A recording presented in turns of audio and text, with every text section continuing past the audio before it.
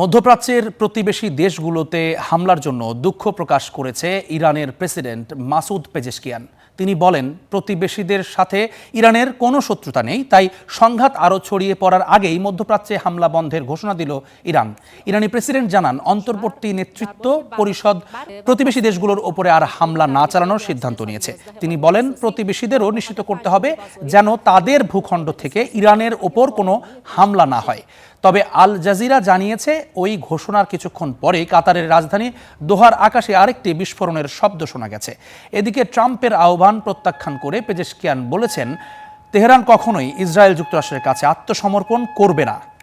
ইরানি জনগণের নিঃশর্ত আত্মসমর্পণের যে স্বপ্ন শত্রুরা দেখছে, সেটি কখনো পূরণ হবে না বলে মন্তব্য করেছেন পেজেশকিয়ান।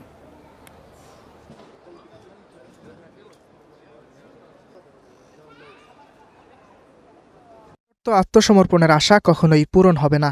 এ ধরনের প্রত্যাশা তাদের শেষ পর্যন্ত কবরে নিয়ে যাবে। আমি আমার নিজের এবং ইরানের পক্ষ থেকে প্রতিবেশী দেশগুলোর কাছে ক্ষমা চাই, যাদের ওপর ইরান হামলা চালিয়েছে। অন্তর্বর্তী নেতৃত্ব পরিষদ সিদ্ধান্ত নিয়েছে যে প্রতিবেশী দেশগুলোর ওপর আর কোনো হামলা চালানো হবে না। যদি ইরানের বিরুদ্ধে সামরিক হামলায় জড়িত না হয়, তাহলে সেসব দেশের দিকে কোনো ক্ষেপণাস্ত্র নিক্ষেপ করা হবে না।